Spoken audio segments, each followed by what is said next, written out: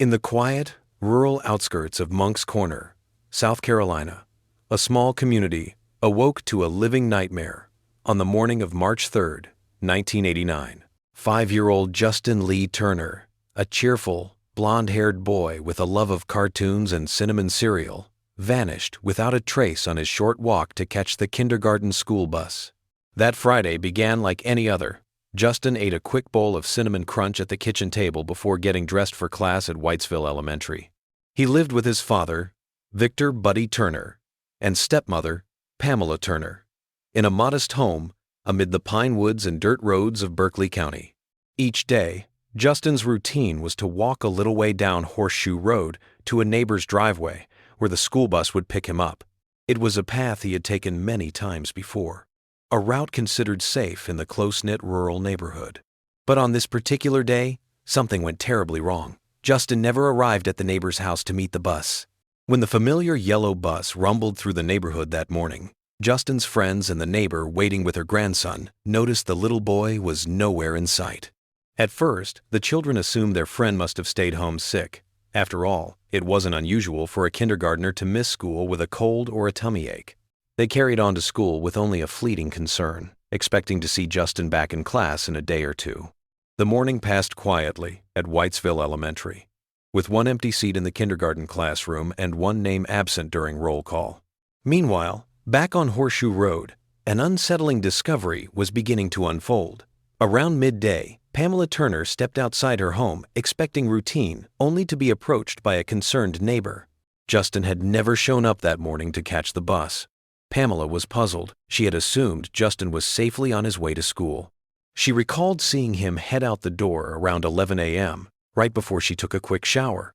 Perhaps, she thought, he was just running late or dawdling along the way. But as the minutes ticked by, worry began to gnaw at her. Justin was normally dependable despite his young age. He loved school and wouldn't want to miss a day.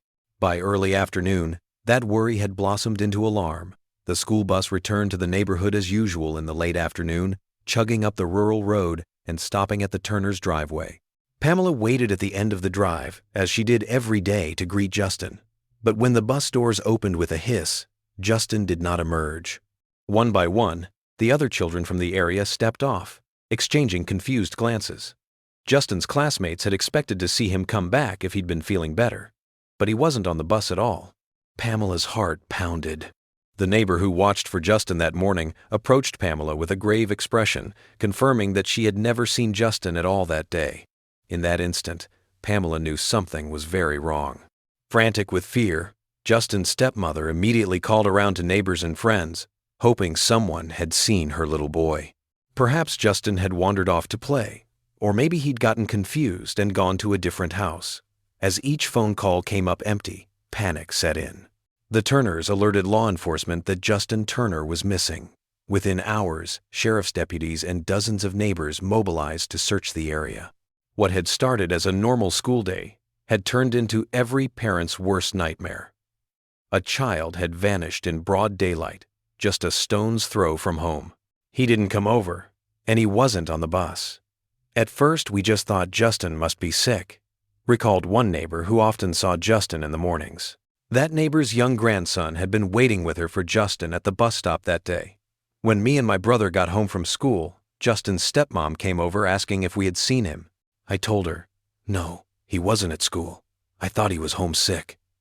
That's when we knew something was wrong. As dusk fell on March 3rd, flashlights and lanterns bobbed through the woods and fields around the Turner home.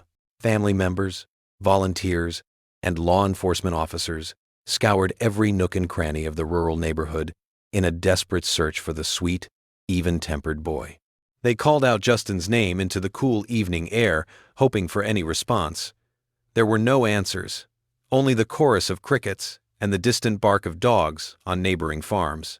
It was as if little Justin had disappeared into thin air along that short dirt road. Neighbors locked their doors tight that night, a sense of dread descending on the low-country community. If a child could vanish in their midst, something sinister had to be lurking among them. The search intensifies. By the next morning, the search for Justin Turner intensified into a full-scale operation. On Saturday, March 4th, Berkeley County Sheriff's deputies expanded their efforts, joined by volunteers from all over the region. More than 100 people fanned out across the rural landscape under the early spring sun. Neighbors on horseback traversed the wooded trails, while K-9 units sniffed through underbrush and along ditches near the road. The anxious faces of friends, family, and even strangers showed the toll of each passing hour with no sign of the boy. Authorities set up a command post near the Turner residence, coordinating a grid search of every creek, field, and thicket. They trudged through knee-high grass in open pastures and carefully probed around fallen logs in the dense woods. Ponds and swamps were drained and dredged by rescue teams in case the child had wandered toward water. Divers in wetsuits plunged into murky farm ponds, feeling through thick mud at the bottom for any sign of a small body. A helicopter buzzed overhead, scanning from above for any tiny figure in the landscape or a flash of Justin's light blue clothing. Now and then, a shout would ring out from the search line. Someone thought they'd found a clue. Once, a volunteer came across the impression of a small footprint by a muddy creek bed, sparking hope that Justin might be nearby. Others hurried over, hearts pounding, only to conclude that the print likely belonged to one of the searchers' own children who had joined earlier in the day. Another time, a piece of light blue fabric was spotted fluttering on a briar bush, eerily similar in color to the shirt Justin had been wearing. Again, searchers converged with bated breath, only to realize it was just a tattered strip from an old feed sack caught on the thorns. Each false alarm was a punch in the gut. Every time their hopes were raised, at the thought of finding a clue, or God willing, Justin himself, those hopes were cruelly dashed moments later. The cycle of anticipation and disappointment weighed heavily on everyone involved.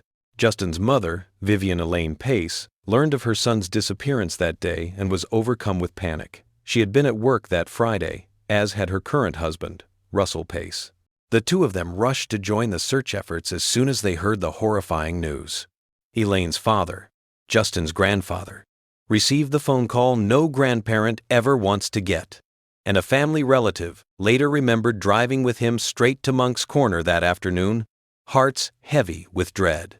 By the time they arrived, police cruisers lined the dirt road and clusters of searchers were moving in unison through the properties. Elaine scoured the area alongside officers, shouting her little boy's name into the woods with desperation in her voice. With each passing moment that Justin did not answer, Elaine's hope that he was merely lost began to crumble. In those frantic early hours, investigators also considered a troubling possibility. Could Justin's disappearance be the result of a family custody dispute? The Turners' recent family history was complicated. Justin had been born in 1983 to Elaine and Victor Turner, who had married in January 1976. Their marriage was tumultuous and fraught with difficulties from the start, and by the mid-1980s, it had deteriorated beyond repair. After a painful separation, Elaine and Victor divorced. Victor Turner ultimately secured primary custody of Justin, and the boy came to live with him full-time, with Elaine granted visitation on weekends and daily phone calls. Elaine was a devoted mother who deeply resented the custody arrangement and longed to have her son back in her daily life. She never missed her weekend visits and doted on Justin constantly, often speaking to him by phone every evening before his bedtime. Those who knew the family say Justin adored his mother deeply. As a toddler, he would squeal with delight when Elaine arrived to pick him up for weekend visits, and he often cried when it was time to leave her and return to his father's home. Even at his young age, Justin could sense the turmoil between his parents. He had witnessed their arguments and felt the instability of a broken home. Perhaps that was why he treasured the time with his mother so much. She represented comfort and unconditional love amid a confusing period of his life. Elaine had even been exploring ways to petition the court to change the custody arrangement, determined to spend more time with her son. Given these circumstances, it was natural for law enforcement to wonder if Vivian Elaine Pace might have secretly taken Justin in an attempt to regain custody. It's an unfortunate reality that in some missing child cases, a non-custodial parent is involved. Deputies reached out to Elaine almost immediately after Justin was reported missing, questioning her about her whereabouts and whether she knew anything about her son's disappearance. Elaine, however, was at her workplace in Somerville on that Friday morning, and her husband Russell was also on duty at his job. Both had solid alibis miles away when Justin vanished. Repeatedly, investigators pressed Elaine. Had she picked Justin up? Was he hiding with her or a relative? Each time, Elaine's answer was the same, growing more frantic and tearful. "I do not have my son. Please, will you please find my son?" She pleaded with the officers on the phone, begging them to believe her and to direct every effort toward finding Justin. By all accounts, Elaine was utterly heartbroken and terrified, as any mother would be. The theory of a parental abduction by her quickly lost credibility. Elaine's anguish was plainly genuine. She had no idea where Justin was, and she was as desperate for answers as everyone else. As Saturday turned to Sunday with still no trace of the boy, the atmosphere around Horseshoe Road grew even more grim. Hope was waning, replaced by a gnawing dread. On Sunday, March 5th, 2 days since Justin had last been seen, more than 100 searchers regrouped and pressed on. They combed a wider radius around the Turner property in an organized grid pattern, determined not to overlook a single inch.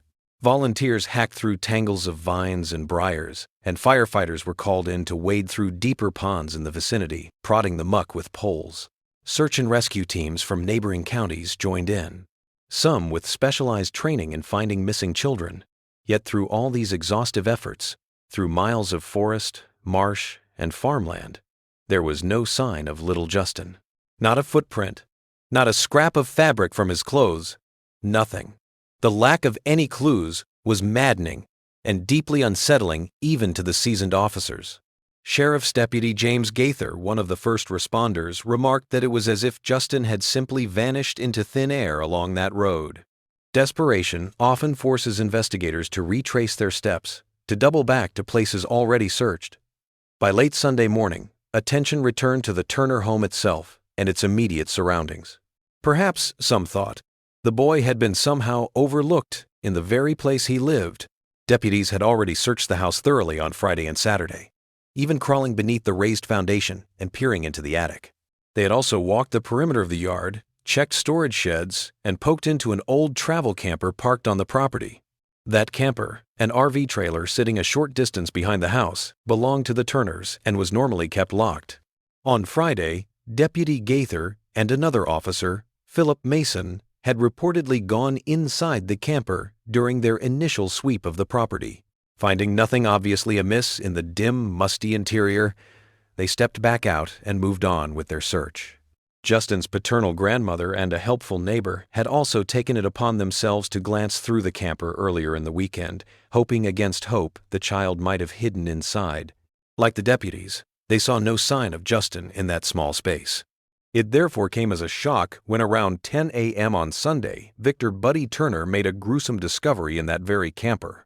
According to later reports, Victor decided to personally search the RV one more time, unwilling to leave any stone unturned. He unlocked the camper door and stepped inside, calling out softly for his son. The air was stale and tinged with the smell of dust and mildew. Sunlight filtered weakly through a small curtained window, illuminating the cramped interior. A kitchenette, a fold-out table, a couple of built-in cabinets. At first glance, nothing seemed out of the ordinary.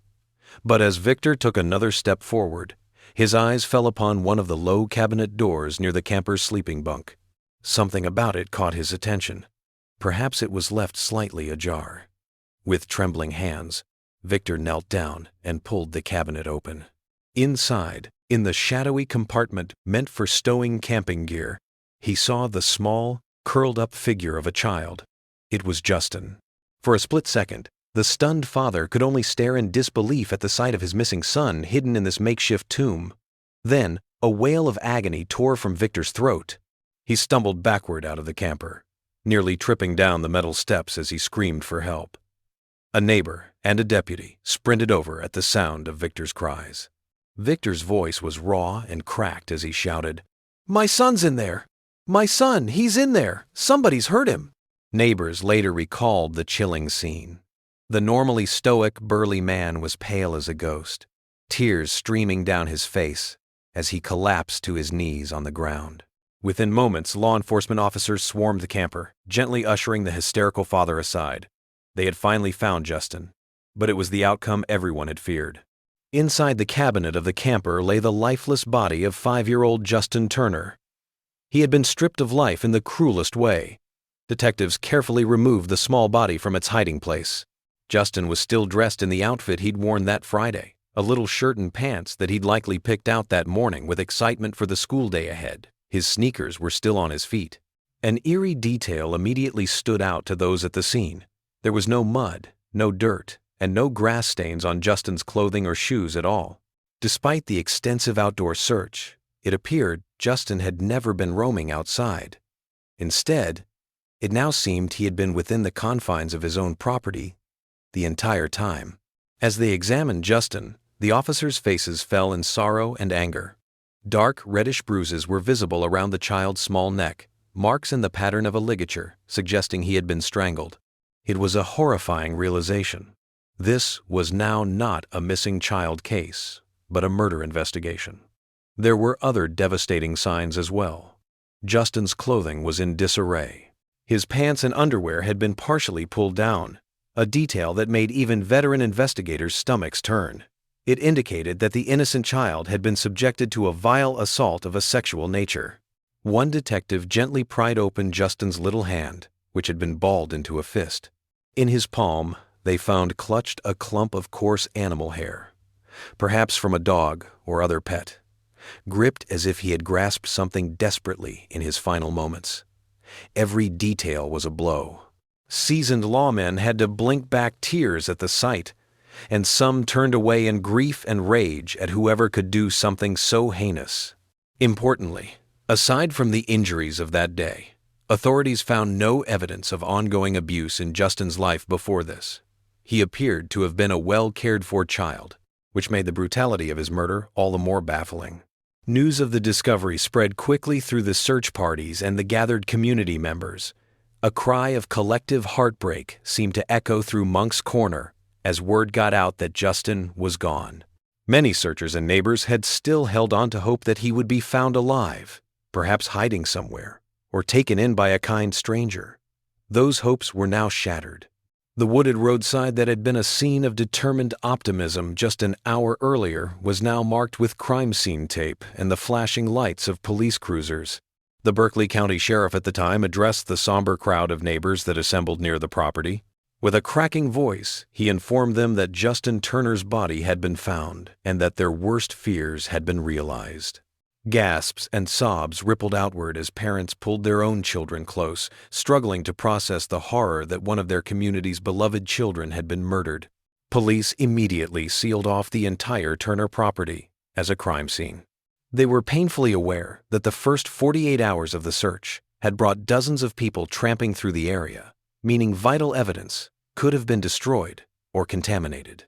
Now, however, they treated the yard, the house, and especially the camper as potential repositories of clues that might identify the killer. Detectives from the South Carolina Law Enforcement Division joined Berkeley County investigators on site. Forensics experts photographed everything in and around the camper before moving Justin's body. They carefully bagged the boy's hands to preserve any trace evidence, like that animal hair, for lab analysis. The camper itself was dusted for fingerprints and combed for fibers, blood, or other physical evidence. The entire vehicle was later towed away to a secure location for further forensic examination. The tight-knit rural community was reeling. People living along that quiet road and in the wider Monk's Corner area couldn't fathom that such evil had visited their town. One grandfather, who often babysat his young grandchildren nearby, voiced the fear that now gripped everyone. "My little grandson loves to go across the street and play with the boys over there," he told a local reporter. "But not anymore. I don't even want him in the front yard." Not until they catch whoever did this. Parents who once felt safe letting their kids ride bikes on the dirt lanes or roam between neighbors' homes now kept them indoors under watchful eyes. Until an arrest was made, they would live with the gnawing worry that a child killer was in their midst. It was beyond comprehension that someone could do such a thing to an innocent 5-year-old. As an investigator grimly remarked to the press, "I can't think of a more tragic, horrendous murder." A 5-year-old boy, snatched on his way to school. The Berkeley County Sheriff's Office vowed to leave no stone unturned in finding who was responsible. But as the first waves of shock and sorrow passed, daunting questions emerged. How had Justin ended up hidden in a camper that had already been checked? Had his abductor stashed him there later, slipping through the massive search unnoticed? And, most chillingly, was the culprit someone from outside the community? Or could it be someone living among them, perhaps even someone who knew Justin well? These questions would haunt investigators and Justin's family for decades to come, as the case of Justin Lee Turner unfolded into one of the most perplexing and heartbreaking mysteries in South Carolina's history. Under suspicion. With the immediate shock of Justin's murder still reverberating, investigators turned to the urgent question: who could have done this? Early leads were scarce. There were no eyewitnesses, no strange vehicles reported in the area that morning, and the forensic evidence from the scene was limited. What detectives did have were gut feelings and circumstantial clues, and those increasingly pointed close to home. The crime scene itself offered an ominous hint. As one law enforcement officer noted in a press briefing, nothing at the scene indicated an unknown intruder. When asked if there was evidence that someone outside the household had committed the crime, Lieutenant Sidney Wren, lead investigator, carefully responded, "To my knowledge, there is no such evidence." It was a tactful but telling statement. Investigators privately believed that whoever murdered Justin likely had intimate knowledge of the Turners' property and routine.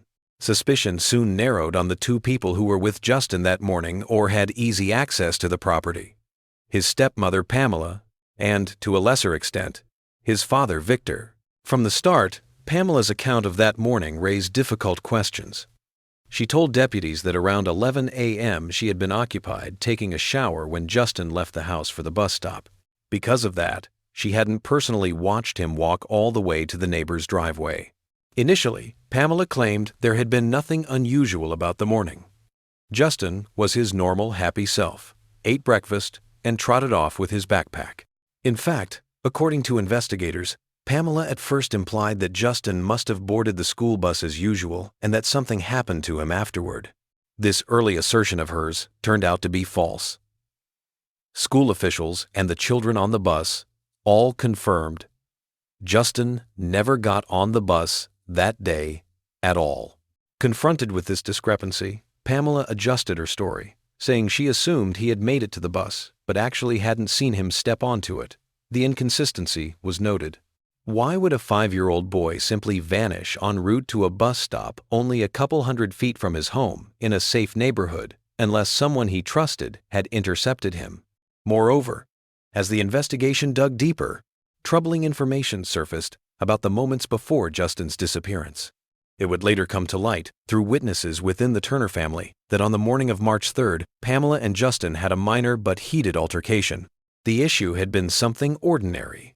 Pamela wanted the kindergartner to change out of the outfit he'd picked because it wasn't suitable for the cool weather. Like many 5-year-olds, Justin could be stubborn about his clothes, and he protested. According to those who heard Pamela recount it later, she and the child argued, and he became upset. She allegedly quipped afterward in a chilling aside, "But I won that fight." Notably, Pamela never voluntarily disclosed this argument to the police during the initial investigation, keeping such a detail hidden that she was possibly the last person to see Justin alive and that they'd been fighting, made investigators even more suspicious. Physical evidence also subtly pointed inward. There were no signs of forced entry at the Turner house that morning, nor any evidence that an outsider had broken into the camper where Justin's body was found. If a stranger had somehow abducted Justin off the road, why would they return to the Turner property to hide his body in the family's own camper, practically guaranteeing discovery? It defied logic.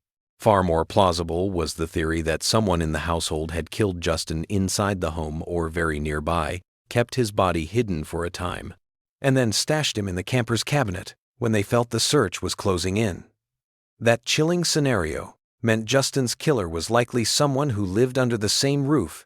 In the weeks following the murder, Berkeley County investigators interrogated both Victor and Pamela Turner extensively. Victor maintained that he had been away at work that day. He was employed as a pipe welder and had clocked in early that morning, not returning home until the search for Justin was already underway that afternoon. His time card and coworkers largely corroborated that he was indeed on the job site for most of March 3rd. Nonetheless, detectives couldn't entirely rule out Victor's involvement. They pondered whether he could have slipped away from work unnoticed for a short window, or whether he might have been involved in a cover-up after the fact. Pamela, on the other hand, had no alibi. She was home alone with Justin. Her interviews with deputies grew increasingly tense as they pressed her on details. Each time, she stuck to her story that she had nothing to do with Justin's fate.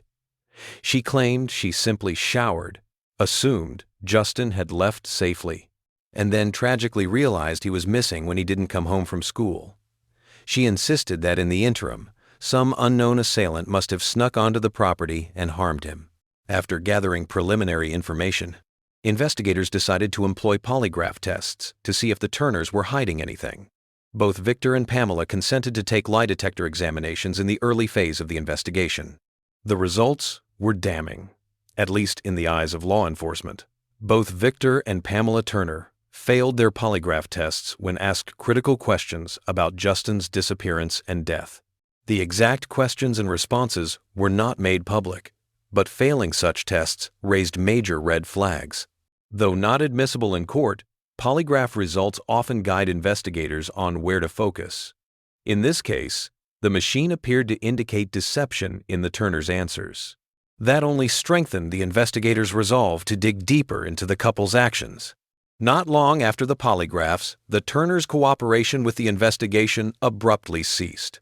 Sensing that they were under suspicion, Victor and Pamela retained a defense attorney and, from that point on, declined to speak further with police.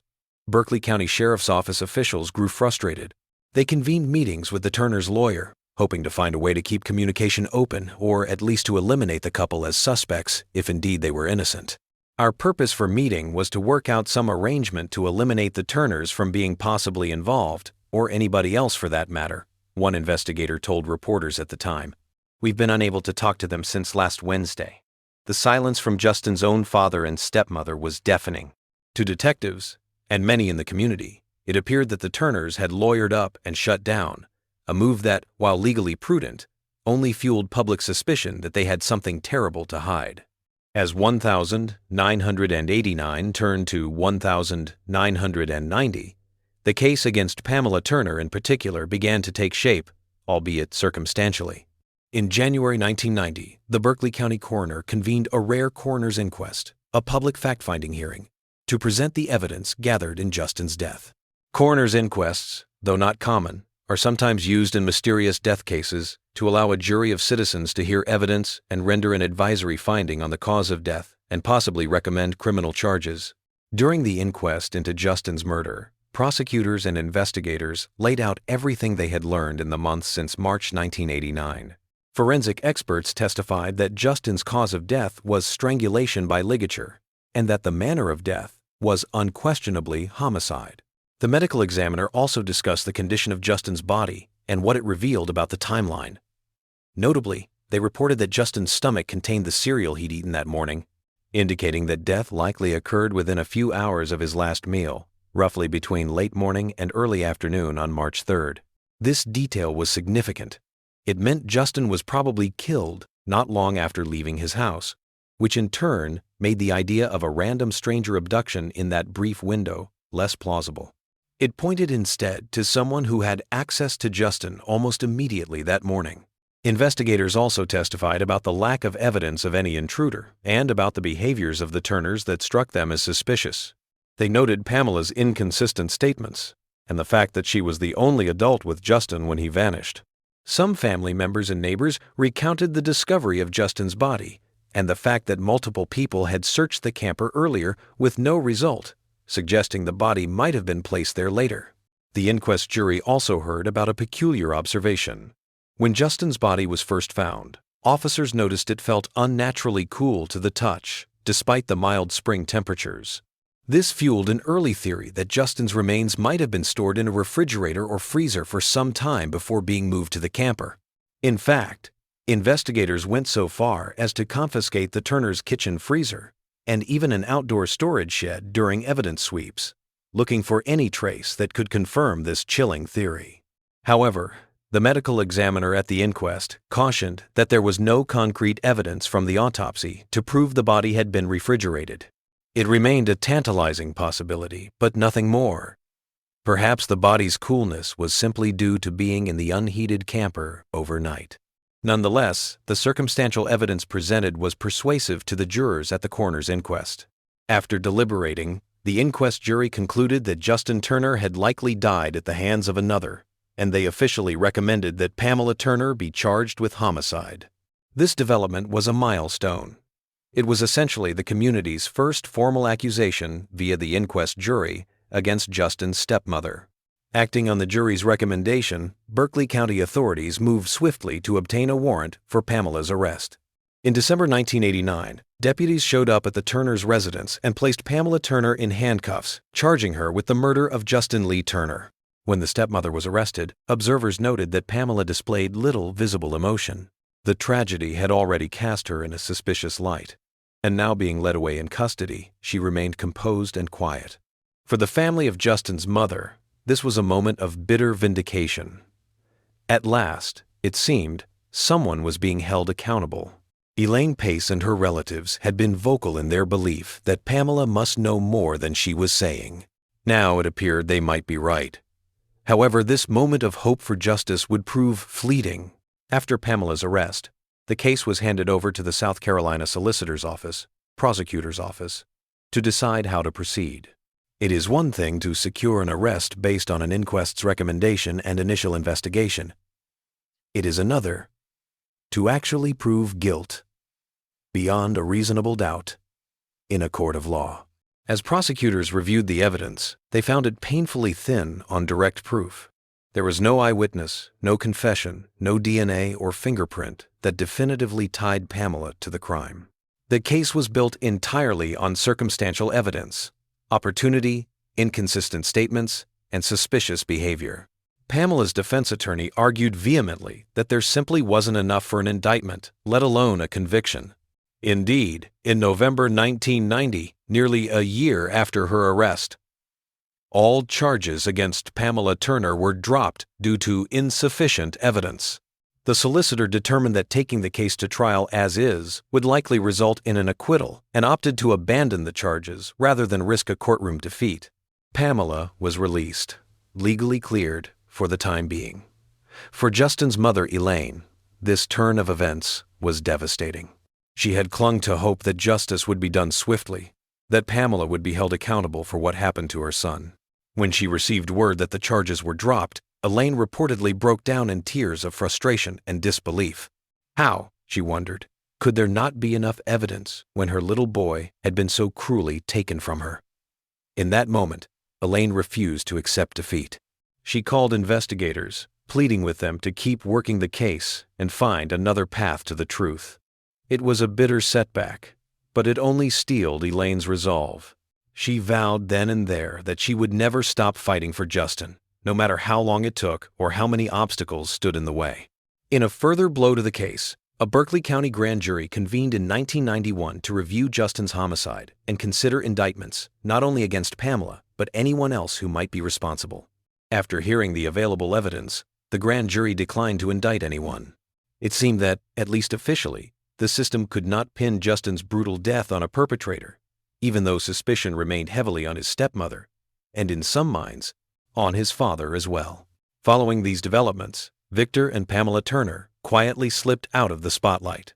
With no criminal charges hanging over them, they had no obligation to stay in Berkeley County, and the atmosphere there had turned hostile toward them. Sometime in the early 1992, the couple moved away from the area. According to later reports, they relocated to the upstate region of South Carolina, far from the low-country community that still eyed them with suspicion. In a telling move, Pamela began going by a different name, Megan Turner, using her middle name. It appeared she wanted to distance herself from the infamy attached to the name Pamela Turner. Victor stood by her side through it all, and the two started anew elsewhere, living under the radar. They did not reach out to the Berkeley County Sheriff's Office for updates on Justin's case, nor did they make public statements proclaiming a desire for the real killer to be found. To the outside world, It looked as if they wanted nothing more than to put the tragedy behind them.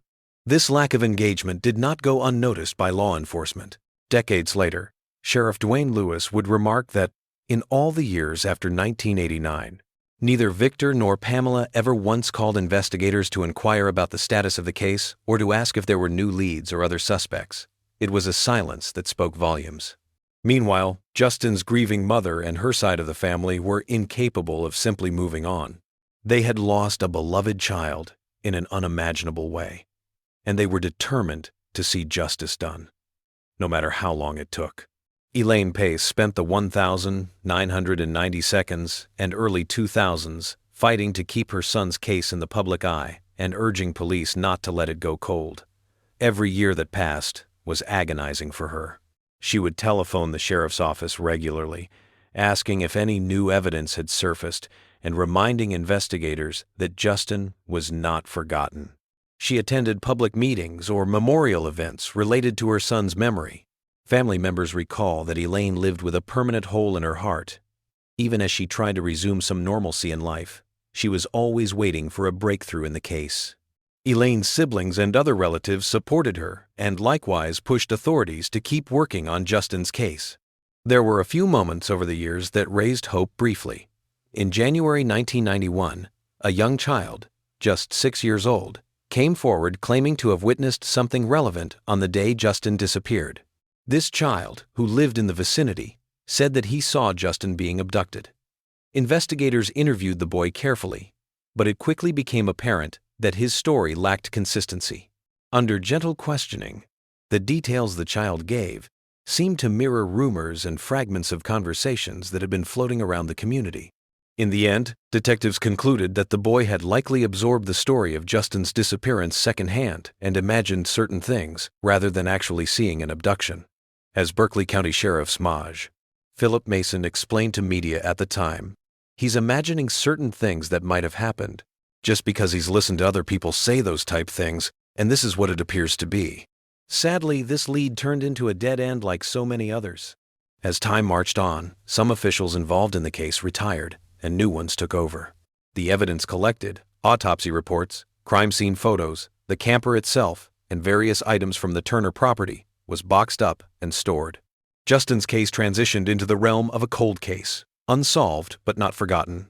Within Berkeley County, the murder of a 5-year-old remained a dark stain that law enforcement was reluctant to let go of, even as years passed. The Turners, however, remained free and went about their lives in relative obscurity. It was, as one family member later vented, mind-boggling to think that the person or persons who committed such an atrocity could live life for decades as if nothing had happened. It's just hard to believe that the person who did it can live their life for 25, 30 years knowing and thinking that they got away with it, said one of Justin's relatives, voicing the frustration that had built up over a generation. Tragically, one person who did not live to see justice was Justin's mother, Elaine. For 15 years, Elaine had channeled her grief into advocacy. But in 2004, she passed away after a long illness. Her son's case still unsolved. She was only in her mid-40s. Elaine went to her grave without the answers she had desperately sought, a fact that deeply saddened those close to her. In the last days of her life, Elaine extracted a promise from her husband, Russell Pace, and from her extended family: never stop fighting for Justin. I promised my wife before she passed away that I would continue the battle, Russell later said. She told me not to give up, keep it in the news, fight the battle for her and for Justin. It was one of her final requests, that her family continue the quest for justice no matter how long it took. Russell, along with Justin's aunts, uncles, and cousins, especially a cousin named Amy who was close to Justin's age, took that promise to heart. They became the torchbearers for Justin's memory and the push for accountability. Over the next decade, Justin's case remained technically open but largely inactive, filed among the sheriff's unsolved homicide cases. But his family did not let it fade away. They organized memorial events on meaningful dates, such as Justin's birthday each July or the anniversary of his disappearance each March. They spoke to local news outlets whenever they could, trying to reignite interest in the cold case. In 2014, marking 25 years since Justin's death, his relatives once again reached out to the media, pleading for anyone with information to come forward. They established a Justice for Justin Lee Turner Facebook page, managed primarily by Justin's cousin Amy Parsons, the same cousin who'd been 8 years old when he was killed. On the page, family and supporters shared memories of Justin, snapshots of him smiling with missing front teeth or proudly holding up a kindergarten art project, and continually urged the public to remember his story. The Facebook page kept Justin's case alive in the digital age, ensuring that even as new true crime stories grabbed headlines, this little boy from 1989 would not be forgotten by those who knew and loved him. New hope in a cold case. For decades, Justin's case languished without an arrest, but it was never truly closed. In the late 2010 seconds, significant changes in the Berkeley County Sheriff's Office brought new hope for long-awaited justice. A new sheriff, Dwayne Lewis, took office and brought with him a commitment to re-examine unsolved cases. By 2019, the 30th anniversary of Justin's murder, the sheriff's office once again put out public pleas for information. Investigators stressed that the case was still open and implored anyone with knowledge to come forward, no matter how small the detail. Behind the scenes, Sheriff Lewis formed a dedicated cold case unit to pour fresh eyes on long-dormant investigations. One full-time cold case investigator, supported by 2 retired detectives volunteering their expertise, took up Justin's file as a top priority. They sifted through boxes of evidence that had been gathering dust: crime scene photographs, autopsy reports, lab records, and the physical items collected from the Turner property back in 1989. Technology had leapt forward in the intervening years. Techniques that didn't exist or were in their infancy in the late 80 seconds, such as advanced DNA analysis, high-resolution digital forensics, and computerized databases, now offered new avenues to examine old evidence. Items that had yielded no useful clues before were sent to modern labs for retesting. Among these was a particular focus: the suspected ligature used to strangle Justin. Investigators had long believed that the murder weapon might have been something readily available in the Turner household, perhaps a rope, a length of fabric, or maybe the leash from Justin's own small dog, a terrier mix named Freeway. That dog leash had in fact been collected as evidence early on, though at the time forensic science hadn't been able to make much of it. In the renewed investigation, the leash and other preserved items were delivered to state-of-the-art forensic laboratories for meticulous examination. Scientists looked for any microscopic trace that could link these items to Justin's body. Using advanced tools like scanning electron microscopes and microspectrophotometry, experts could identify microscopic fibers and particles with extraordinary precision. They tested whether fibers from Justin's shirt matched those on objects collected from the Turner home, searching for a telltale link that the original investigation might have missed. The cold case team also revisited witness statements and investigator notes from 1989, finding details that now took on new significance. They noted, for example, how Justin's clothing and shoes had been remarkably clean when his body was found, no soil from the yard, no pine needles or grass on his socks, which reinforced the theory that he had been attacked indoors or on a clean surface like inside the house, and then carried directly to the camper. They reviewed the timeline and realized just how small the window of opportunity was for an outsider to have committed the crime. Essentially, only a few minutes between Justin leaving the house and Pamela finishing her shower. In broad daylight, without a single eyewitness. That scenario seemed increasingly improbable. In contrast, the opportunity for someone inside the house was obvious. During this review, investigators also revisited memories of the original crime scene and the behaviors of those present. One detail that jumped out was Victor Turner's reaction upon discovering Justin's body. Back in 1989, it had been chalked up to a distraught father's shock. But in hindsight, some detectives found it odd that Victor had immediately backed out and shouted that his son was in there and hurt, before he even checked for a pulse or attempted any aid. According to arrest warrants later filed by prosecutors, Victor told officers, "He looked dead. I could feel that something was wrong with him. I did not touch him." To investigators, this behavior was highly suggestive. Any loving parent would presumably rush to their child's side, attempt CPR, or scream for help to save them, not instantly assume death and recoil. It was almost as if Victor already knew Justin was beyond help. The more the cold case team analyzed it, the more it appeared that Victor's dramatic discovery might have been a calculated performance rather than a genuine shock.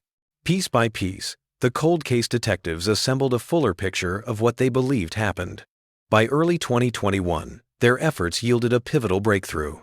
Forensic analysts reported that microscopic fibers on the preserved dog leash were a match to fibers from the collar of Justin's shirt.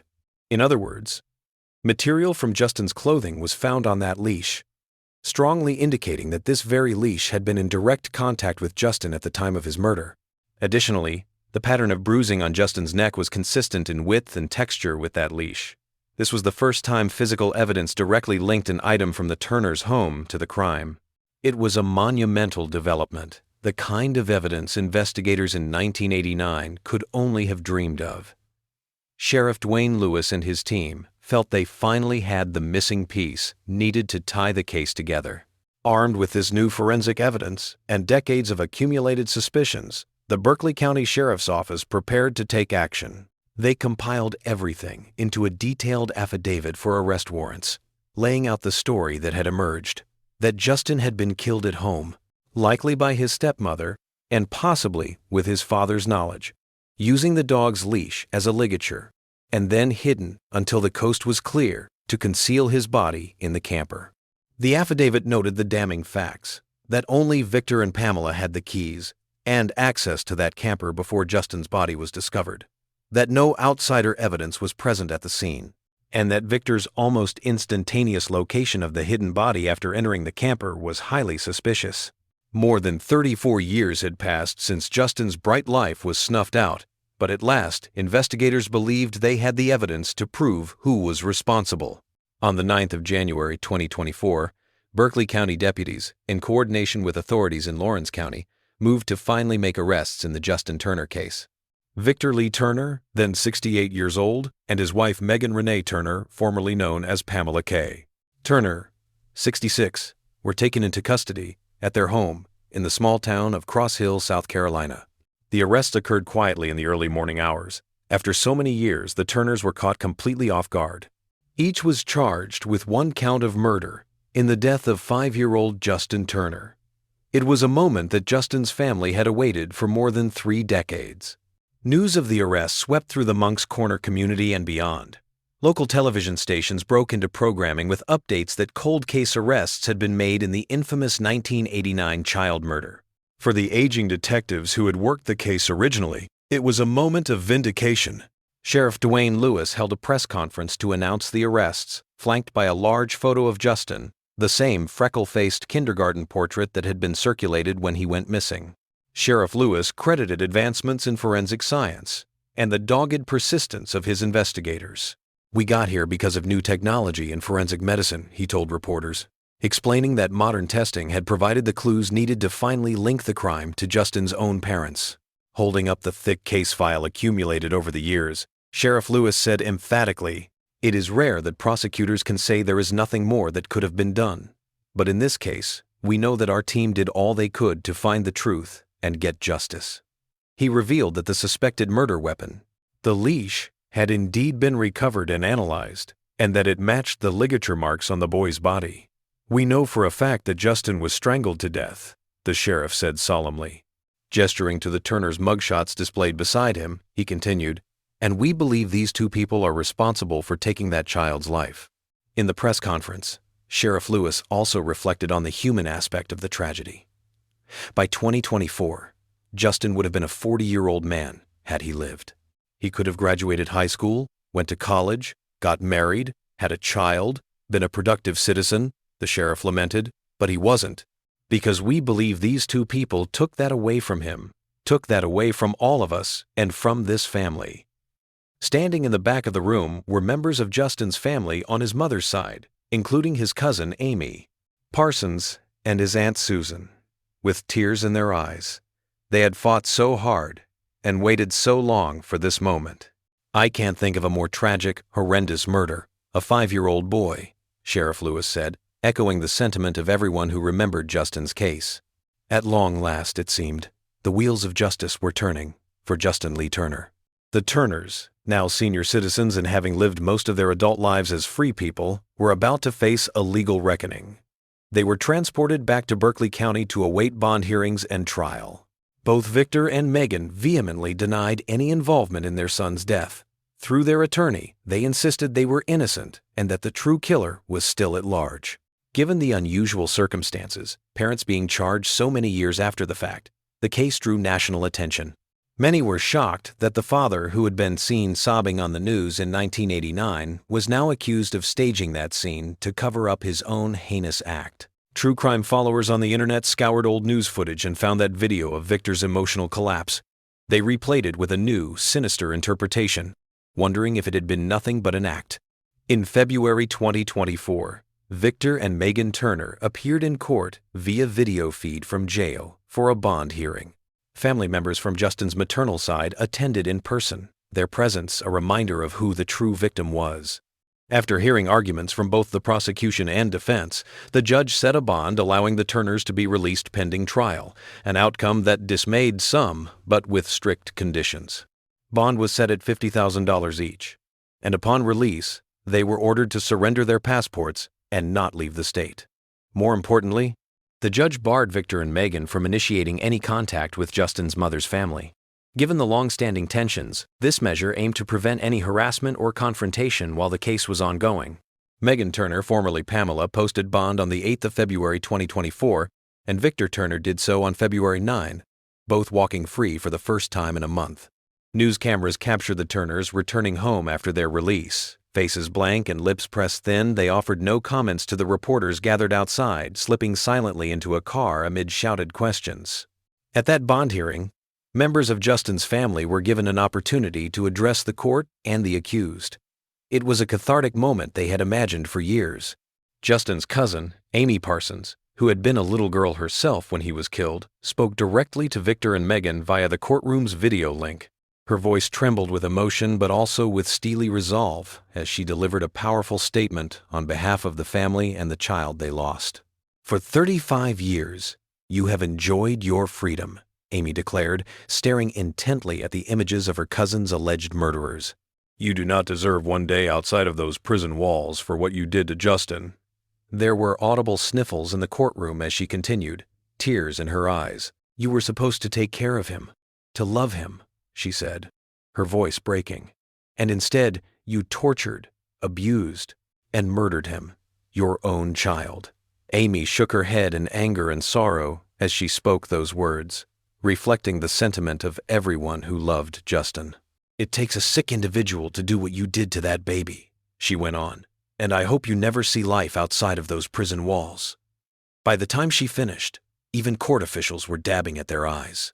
This raw, heart-wrenching confrontation had been a long time coming. Victor and Megan showed little reaction on the video screen. They appeared stone-faced, denying even the slightest hint of guilt or remorse. But Amy's words hung in the air, a public damnation of the couple that the family had believed guilty all along. In the weeks that followed, the case entered the pre-trial phase, and with it came unexpected twists. The Turners' defense attorneys launched a vigorous campaign to challenge the charges. Their strategy unfolded on two main fronts, attacking the quality and timeliness of the evidence after so many years, and pointing to an alternative suspect whom authorities had allegedly overlooked. In March 2024, during a motions hearing in a Charleston courtroom, the defense team made a stunning claim. They suggested that Justin Turner may have been the victim of a serial killer who was active around the late 1980s, a man entirely unconnected to the Turner family. Specifically, the defense put forward the name of Richard Mark Evanitz, a notorious serial predator. Evanitz, they pointed out, was a U.S. Navy sailor in 1989 who had been stationed in the Charleston area at the time Justin went missing, and he later went on to abduct and murder multiple children in the 1990 seconds.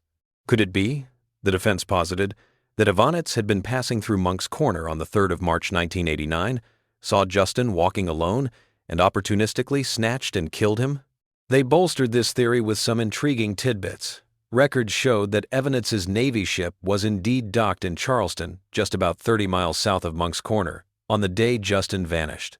Moreover, Evanitz's known modus operandi was to abduct children from right outside their homes in broad daylight, chillingly similar to what might have happened to Justin. In a letter submitted to the court, a law professor working with the defense noted that Evanitz had once confided to his sister that he had committed more crimes than he could remember. Before he died, he took his own life in 2002, while on the run from. The implication was clear. Perhaps Justin Turner was one of those unknown victims of a serial killer. Richard Mark Evanitz was, in fact, a truly terrifying figure. Years after Justin's case, in the late 1990 seconds, he kidnapped and murdered at least 3 young girls in Virginia, a series of crimes that shocked that region. In 2002, law enforcement finally closed in on Evanitz after one of his intended victims miraculously escaped and led police to him. A high-speed chase ensued, and Evanitz took his own life before he could be captured. Only in the aftermath did investigators piece together the full scope of his brutality. He had abducted, sexually assaulted, and strangled one 5-year-old Sophia Silva in 1996. And in 1997, he kidnapped sisters Kristen and Katie Lisk, just 15 and 12, whose bodies were found in a river days after their disappearance. Evanitz had hinted to his family that there were more victims beyond those known cases, claims that seemed all too believable. If a man like that had been in the Lowcountry on the day Justin vanished, it opened the door to a chilling possibility that someone else entirely might have been responsible for Justin's death. This revelation landed like a bombshell. Even the judge, seasoned as he was, admitted it was fascinating information to consider. The prosecutor, Deputy Solicitor Amy Williams, acknowledged that it was pretty explosive evidence in the sense that it introduced a completely new theory of the crime. The courtroom buzzed with surprise.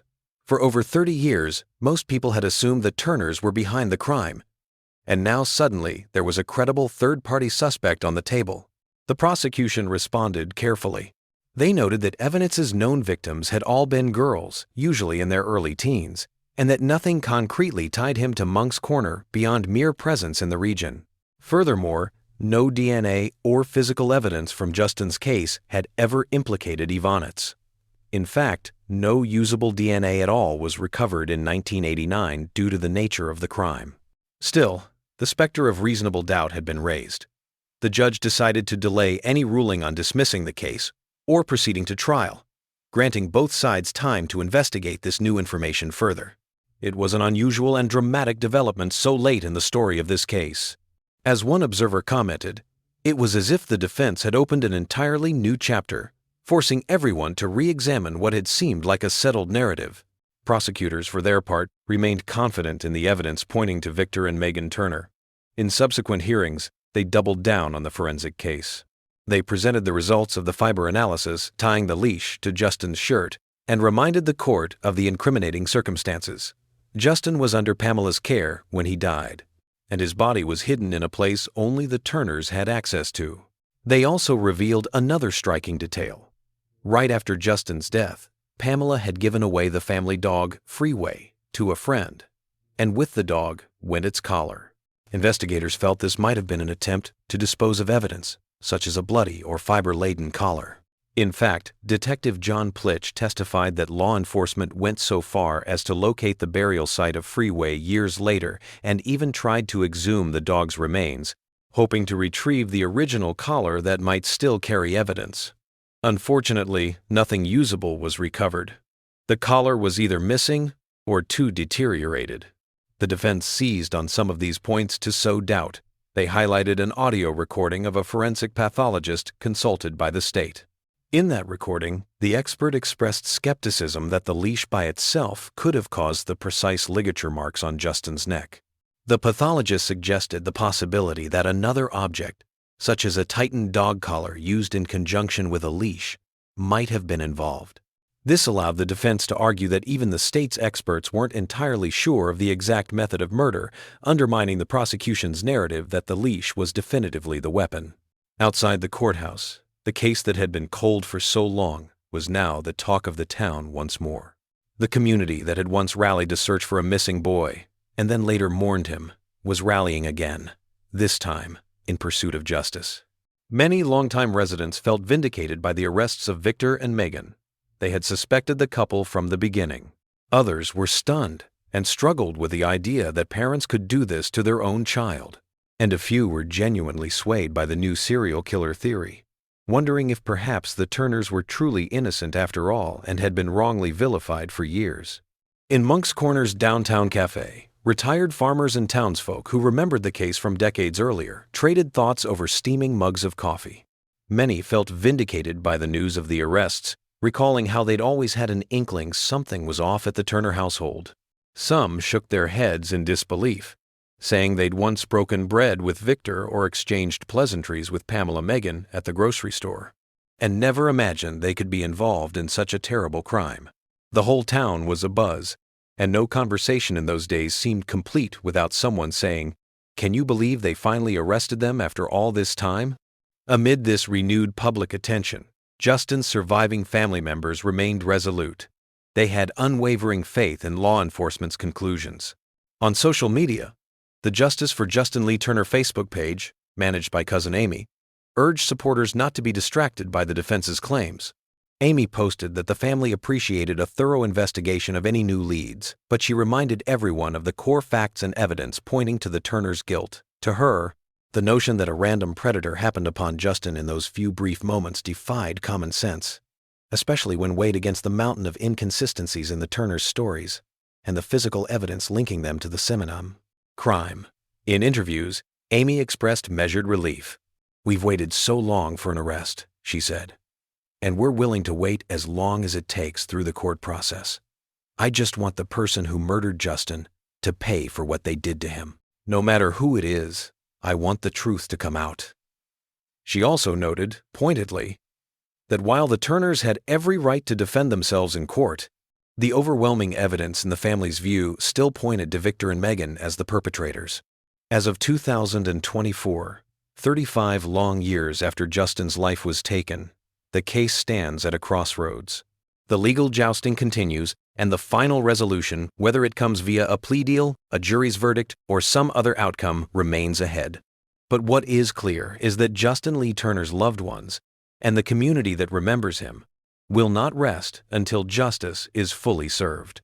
They have come this far, through unimaginable heartache and frustration, and they remain united in their quest for accountability. Justin's story has become more than just a local tragedy. It's a testament to a family's undying love and a law enforcement team's refusal to let a case go unsolved. It shows that no matter how much time passes, the truth can still emerge, and those responsible can finally be called to account. Remembering Justin. In the midst of legal developments and investigative breakthroughs, it is important not to lose sight of the little boy at the heart of this story. Justin Lee Turner lived only 5 short years, but his impact on those around him was profound. In March 1989, after his body was recovered, Justin's family laid him to rest in a small white casket at Somerville Cemetery in Dorchester County, South Carolina. On the day of his funeral, more than 200 mourners gathered under gray skies to say their goodbyes.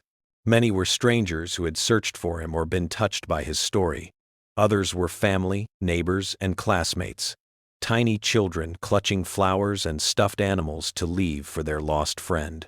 Justin was buried with some of his favorite belongings tucked gently around him: a beloved teddy bear with a frayed ear, the toy fire truck he used to zoom around his bedroom floor, and a pair of little cowboy boots that he loved to wear. These tokens of his brief life accompanied him into his final rest, symbols of the childhood that was so cruelly cut short. In the years since, on birthdays and anniversaries, Justin's family has visited that grave, leaving balloons, toy cars, and notes telling him how much he is missed. They've imagined who he would be if he were alive, perhaps a father himself by now, perhaps still living in South Carolina, maybe an engineer like his granddad, or a teacher, or anything he wanted to be. Instead, Justin's memory remains forever frozen in 1989, cherished as the bright-eyed kindergartner he was, full of life and innocence. Photographs in family albums show a gap-toothed boy with sandy blonde hair, a mischievous grin, and an infectious energy that radiates from the images. That is how they remember him: full of life, innocent, and kind-hearted. At long last, there is a sense that Justin's voice, silenced so young, is being heard again through the justice system. As the family waits for the next steps in the legal process, they take solace in the unity and strength they've found in one another. The pain of losing Justin can never be erased. No verdict or sentence can bring him back or fully heal their wounds. But knowing that there is finally a chance for accountability brings a measure of peace that was absent for so many years. Justin's late mother, Elaine, isn't here to see this day, but her spirit infuses every step taken toward justice. It was her relentless love for her son that kept the case alive when leads were thin and hope was hard to come by. Those who knew Elaine say they feel her presence now, perhaps guiding the investigators' hands or giving the family extra strength to endure the court battles ahead. At a candlelight vigil held on the evening after the Turners' arrest, dozens of community members and family gathered at the spot where Justin used to catch the school bus. They lit candles in paper cups and stood in a somber circle as twilight fell, sharing memories and offering prayers. One of Justin's childhood friends, now an adult, spoke softly to the group. "We were just little kids when it happened. We didn't understand it then. We just knew our friend was gone, and it scared us. Now I have children of my own, and I cannot imagine ever hurting them. I hope justice is finally coming for Justin." That sentiment was shared by all present. At the close of the vigil, they released sky lanterns that drifted upward, tiny beacons of light against the night sky, symbolizing messages of love sent up to heaven. As one of Justin's relatives poignantly said in an interview, "The hardest part is that Justin's mama can't be here to see what she fought for all these years. She wanted justice more than anything." However, there is a deep sense within the family that Elaine and Justin himself know what is happening. "I'm hoping and I'm praying that Justin is looking down from heaven," that relative said, rejoicing that today there's some justice. After 3.5 decades, the story of Justin Lee Turner is finally moving toward a resolution. It is a story of an innocent life, brutally cut short, of a community's lost innocence, of agonizing unanswered questions, and a family's unyielding pursuit of truth. It is also a story of modern science and pure persistence, breathing new life into a case once thought hopeless. No matter what the ultimate outcome in court, one truth remains unshakable. Justin will never be forgotten. His short life and the love he inspired continue to matter. Those who loved him will continue to speak his name, protect his memory, and seek justice in his honor. Thank you for joining us for this deep look into the Justin Turner case. If you found this true crime story informative and important, please hit the like button and let us know your thoughts in the comments below. We appreciate your support. It helps us continue to shine a light on cases like this one. And if you haven't already, be sure to subscribe to Dark Case Desk and ring the notification bell so you never miss an episode of our true crime investigations. Until next time, stay safe and take care.